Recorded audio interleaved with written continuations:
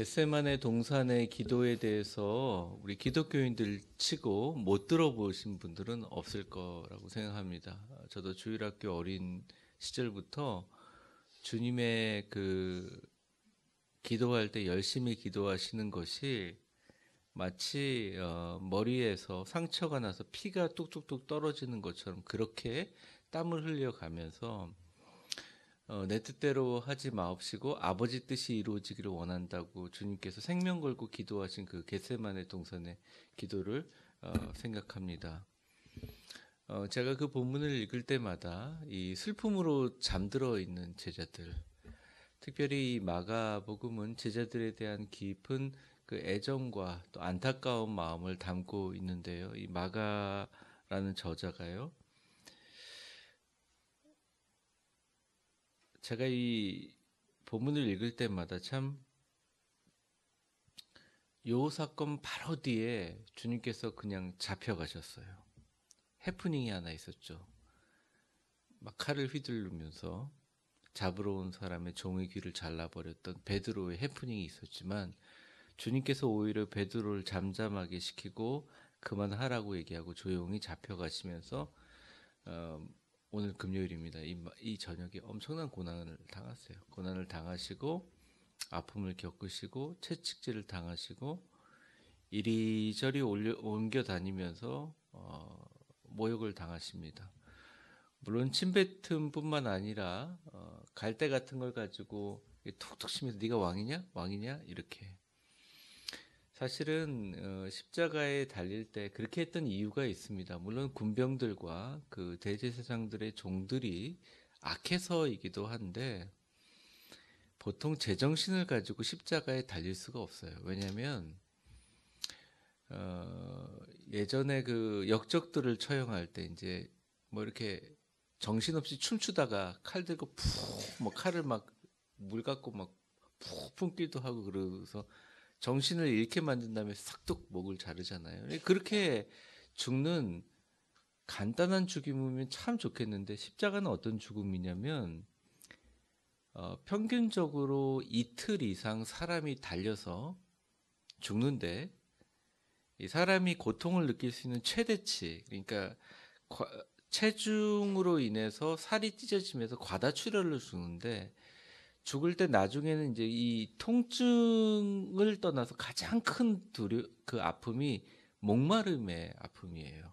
그러니까 사람이 갈증이 일어나서 물하고 피가 같이 빠져나가니까. 주님께서 여러분 그 십자가상 실험 가운데 내가 목마르다 이렇게 하시잖아요. 그 목마르다. 그래서 어떻게 보면 주님처럼 그렇게 달리신 지 몇 시간 만에 죽는 일은 굉장히 거의 없는 일이라고 할 수 있습니다. 그러니까 생사람을 달아놓고 최대한의 고통을 주고 모든 사람한테 벌거벗긴 채로 수치와 모욕을 당해가면서 손가락질 당하면서 죽는 고통이 십자가라는 거죠.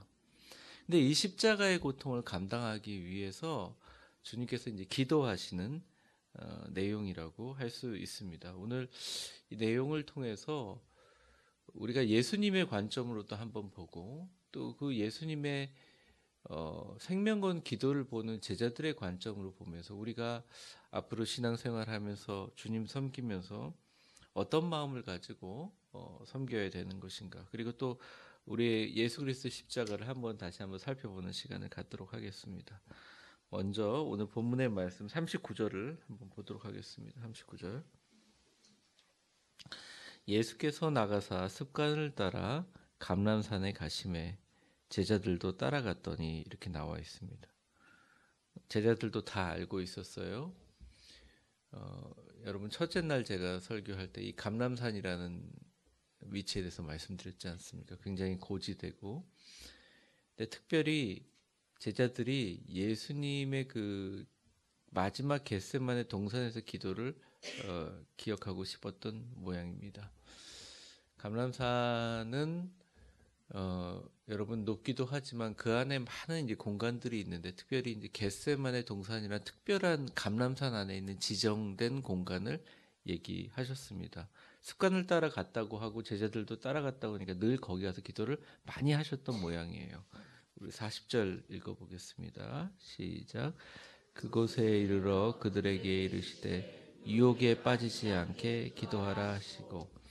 네, 옛날 성경에 보면 조금 더 정확하게 나와 있습니다. 시험에 들지 않게 기도하라 이렇게 나와 있죠. 제가 헬라어 원어를 보니까 시험과 유혹이라는 단어를 같이 쓰고 있더라고요. 요 밑에 또 보시면 46절에 보면 어찌하여 자느냐 시험에 들지 않게 일어나 기도하라. 요 말과 40절이 같습니다. 아마 이 개역 개정으로 성경을 번역하면서 제 생각은 이 자꾸 조는 거, 힘들어하는 거 그런 것에 대해서 같은 단어인데 유혹이라고 번역을 한 것 같습니다. 어쨌든 그건 제가 조금 이따 설명을 하도록 하고, 그래서 41절을 보면 그냥 화면만 보여주세요. 그들을 떠나 돌 던질 만큼 가서 무릎을 꿇고 기도하여 이렇게 나와 있습니다. 누가 기도했느냐? 예수님께서 기도하셨다는 거예요. 그런데 여러분 요 누가복음 외에 마태복음과 마가복음에는 어떻게 나와 있냐면 예수님께서 제자들을 돌 던질 만큼 일단 제자들 그룹을 일단 둬요. 이렇게 두요. 이렇게 멀리서 볼 만큼. 그런데 요 중에서 세 명을 요렇게 빼가지고 세 명을 요렇게 빼서 굉장히 자기 그 소리가 들릴 만큼 가까운 곳에 둡니다. 그리고 다시 요 세 명으로부터 떨어져서 여기서 기도하세요. 이유는 모르겠어요. 이유는 잘 모르겠어요. 근데 그 세 명이 여러분들 늘 주님께서 2명 보내실 때 누구죠? 베드로와 요한 보내죠. 한 명 더 따라왔어요. 누구냐? 야고보가 따라왔어요. 이 세 명이 이렇게 있고, 그래서 이 돌 던질 만큼의 거리가 얼마인가 많은 사람들이 얘기하는데 저는 좀 확신하는 게 예수님께서 기도하는 그 내용을 제자들이 들었으니까 마태, 마가, 누가, 요한복음에도 다 기록이 되어 있잖아요. 그러니까 예수님이 정말 큰 소리로 기도했다는 증거가 하나 있고 아주 그냥 울부짖으면서 기도했다는 증거가 있고, 두 번째는 제자들이 굉장히 가까이 있어. 특별히 세 명은 가까이 있어서 나중에 예수님이 십자가에 못 박히고 나서 도망치고 난 다음에 예수님이 이 동산에서 이렇게 기도하셨다 얘기해 줬기 때문에 마태라는 사람과 마가라는 사람이 기억하고 이렇게 성경으로 지금 남겼지 않나 이렇게 생각을 합니다. 그러면서 42절에 저를 한번 따라해보세요. 아버지여, 만일 아버지의 뜻이거든 이 잔을 내게서 옮기시옵소서. 그러나 내 원대로 마시옵고 아버지의 원대로 되기를 원하나이다. 네. 42절을 절반으로 딱 자르면 아버지의 뜻이면 이 잔을 내게서 옮기시옵소서가 인간적인 기도인 것 같아요. 정말로. 우리 위대한 교회 성도들이 다 경험했던 내용이기도 하고 저도 한국에 와서 경험했던 내용이기도 한데, 고난을 당하고 고초를 당하고 비난을 당하고 아픔을 당하는 걸 분명히 알고 그걸 충분히 해결할 수 있는 힘이 있음에도 불구하고 무조건 참아야 할 때, 그거는 참 상상하기 힘든 고통이거든요.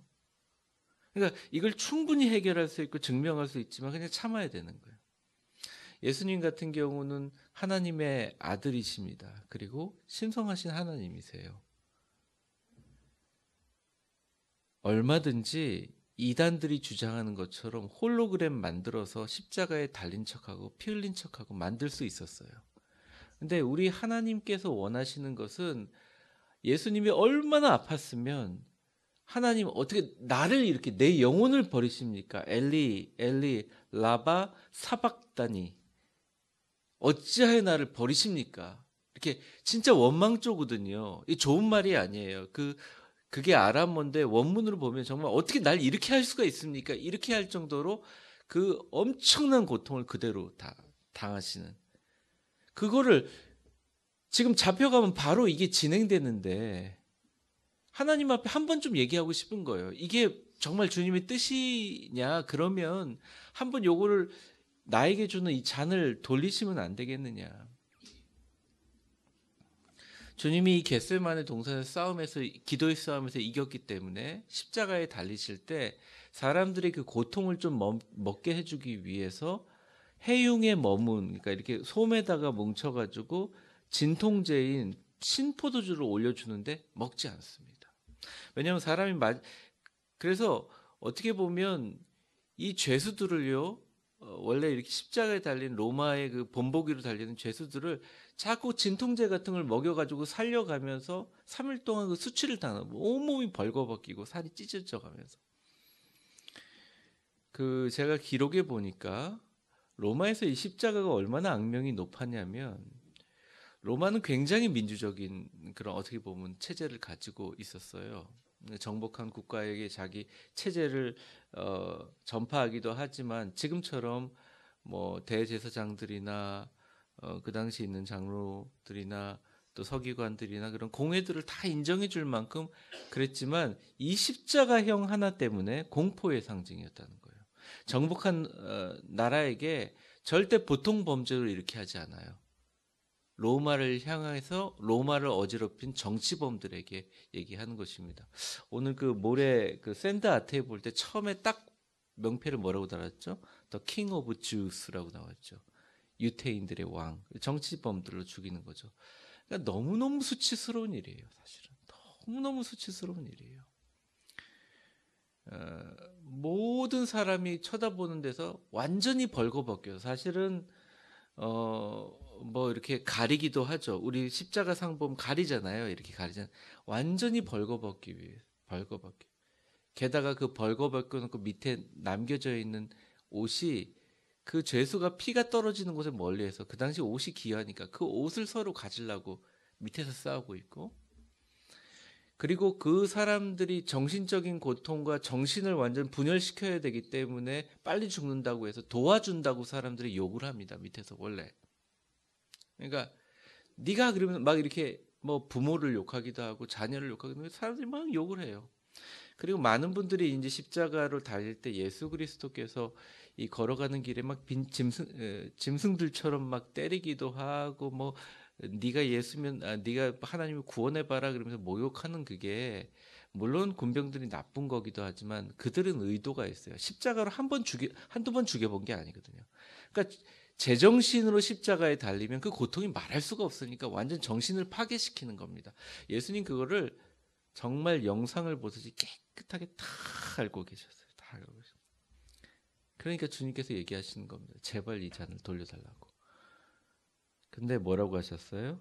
그러나 이게 바로 예수님의 위대한 그러나입니다.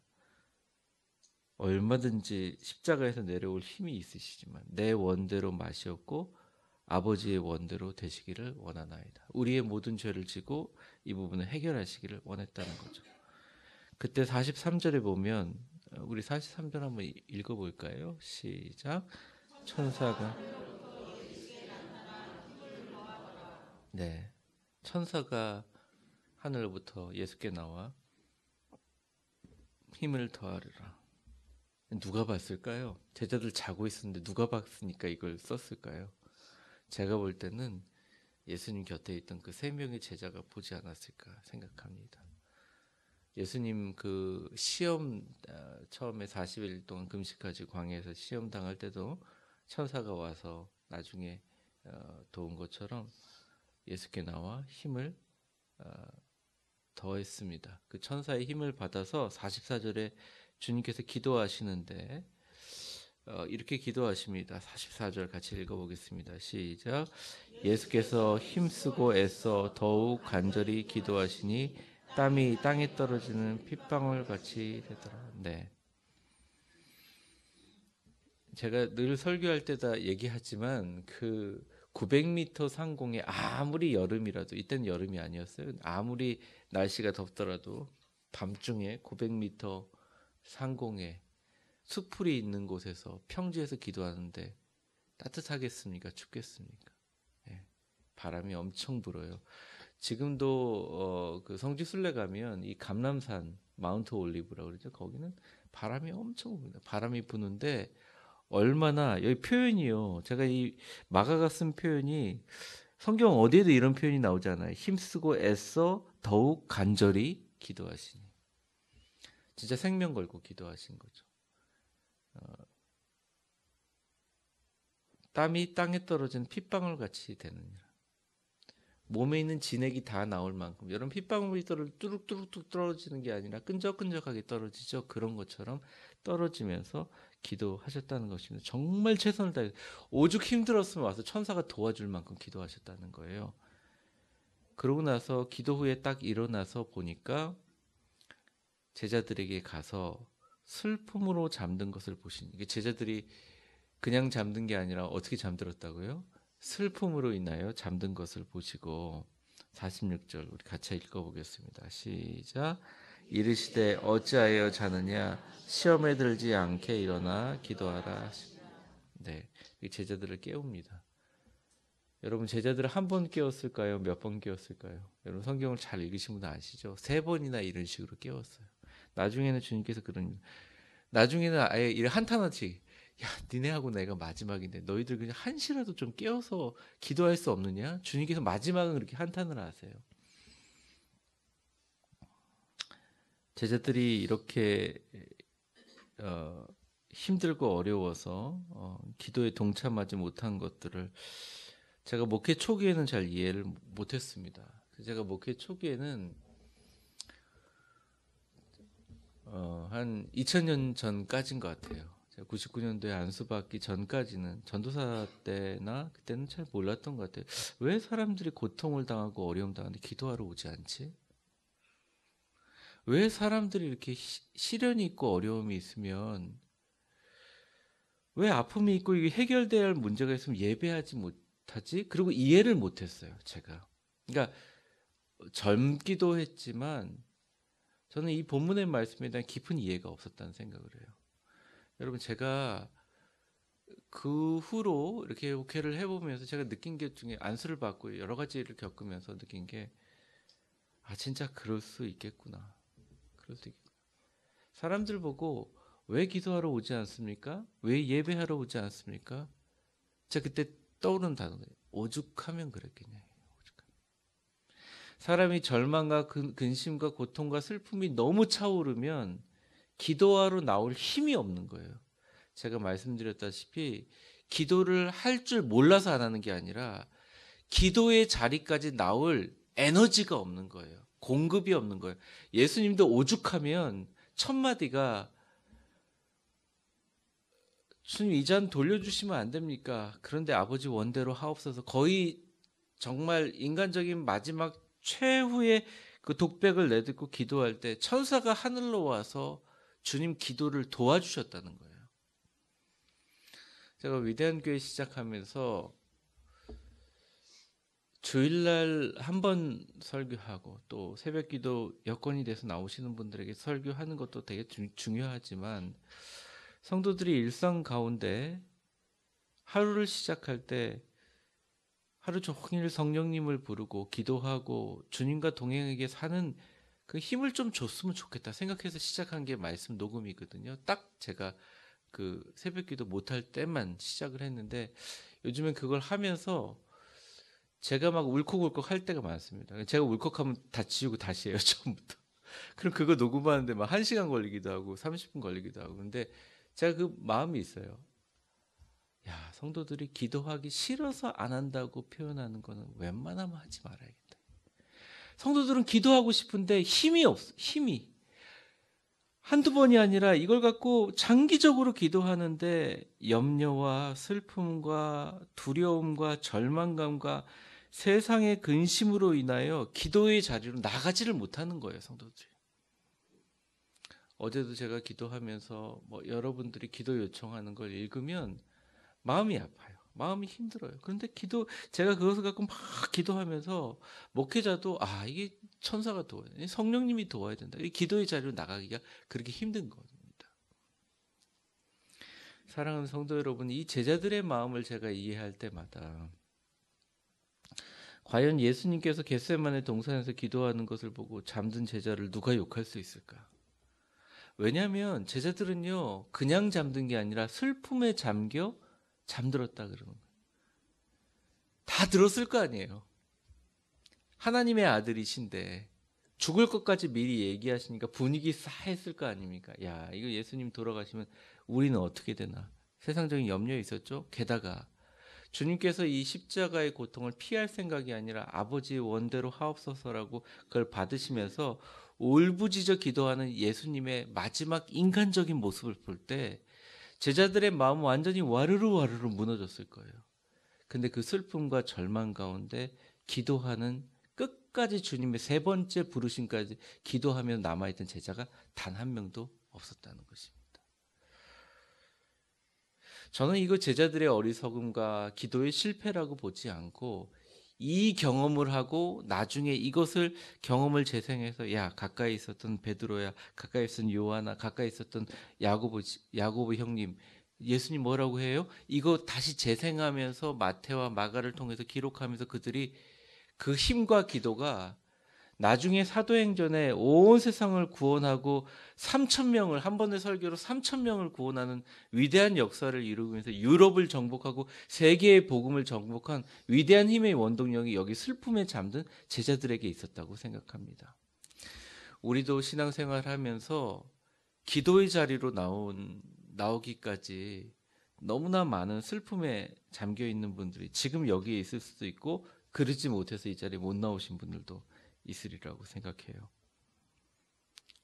세상의 근심으로 인해서 기도의 싸움과 자신의 싸움 때문에 이 슬픔을 주님께서 좋게 유혹이라고 시험이라고 표현했지만 이 슬픔과 유혹과 시험에 들지 않게 기도하라고 하신 하나님 말씀이 있음에도 불구하고 주님 앞에 그렇게 나가지 못한 분들이 많이 있습니다. 근데 저를 한번 따라해 보세요. 세상의 근심은 우리를 절망하게 하지만 십자가를 믿는 믿음의 근심은 우리로 하여금 더 기도하게 한다. 사랑하는 성도 여러분,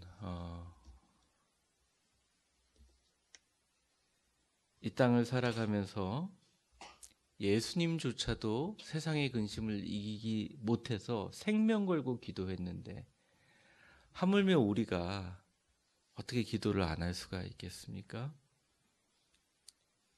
46절의 말씀처럼 슬픔과 시험에 들지 않게 기도하는 것, 쉬지 않고 기도하는 것, 틈을 주지 않고 기도하는 것, 힘써서 애써서 더욱 간절히 기도하는 것, 성령의 도우심과 천사의 도움이 우리에게 필요한 줄 믿습니다. 여기 계신 모든 분들에게 축복합니다. 인생의 마지막 순간 주님 부르시는 그날까지 여러분 인생의 가장 위대한 전투, 기도의 싸움에서 승리하시는 여러분들 다 되시기를 주 이름으로 축원합니다. 예수님의 기도 방법은 여기서 보여주시는 방법은 두 가지가 있다고 생각해요. 첫 번째, 절망과 시험을 유혹이라고 했어요. 우리가 기도 못하는 이유가 게을러서라기보다는 잠이 많아서라기보다는 체력이 떨어져서라기보다는 유혹 때문에 슬픔 때문에 기도 들지 않게 기도해라. 무슨 말이냐? 절망과 슬픔과 시험과 아픔이 나에게 틈을 주기 전에 틈을 주지 말고 전심전력으로 계속 하루 종일 생명 걸고 주님 앞에 기도해라. 기도하면 주님께서 천사와 성령님으로 도와주실 것이다.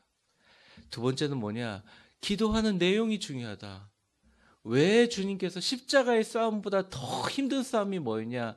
저는 바로 이거라고 생각합니다. 한번 저를 따라해보세요. 내 원대로 하지 마옵시고 아버지의 뜻대로 되기를 원하나이다. 우리의 기도의 최종 목적이 어떻게 되느냐? 내 뜻이 아니라 아버지의 뜻대로 나를 사용하여 주시옵소서. 나의 모든 삶을 주님 뜻대로 사용하여 주시옵소서라고 기도하면 반드시 주님께서 이루어 주신다는 것입니다. 구하라 그리하면 너희에게 주실 것이요 찾으라 그러면 찾을 것이요 문을 두드리라 그러면 너희에게 열릴 것이라 이렇게 주님께서 말씀하십니다. 여러분 저를 한번 따라해 보세요. 내 뜻대로 기도하는 것이 아니라 나를 통하여 그의 나라와 그의 의와 아버지의 뜻이 이루어지게 하옵소서. 네, 이렇게 기도하는 그 구함은 찾을 것이고, 찾으면 찾을 것이요, 문을 두드리면 열리는 놀라운 역사가 일어날 것이라는 겁니다. 우리 위대한 교회 성도분들이 오늘 거룩한 성금요일인데 하루 종일 주님의 십자가의 고난을 묵상하면서 슬픔을 못 이겨 세상의 근심에 잠들었던 제자들이지만, 그래도 예수님 곁에 와서 기도에 동참하러 겟세마네 기도의 동산에 올라갔던 제자들을 통해서 어떻게 보면 기독교라는 것이 생기게 만드시고 위대한 하나님의 증인으로 사용했듯이, 여러분 오늘 슬픔과 시험과 어려움이 참 많지만 예수님처럼 기도하면 그 기도의 끝에 십자가가 있고, 전 세계를 구원한 제자들처럼 여러분 성령님으로 위대하게 사용하실 줄 믿습니다. 여건을 마련해 주실 줄 믿습니다. 이러한 놀라운 승리와 험한 십자가 붙들고 가는 복된 성도들 되시기를 주의 이름으로 축원합니다.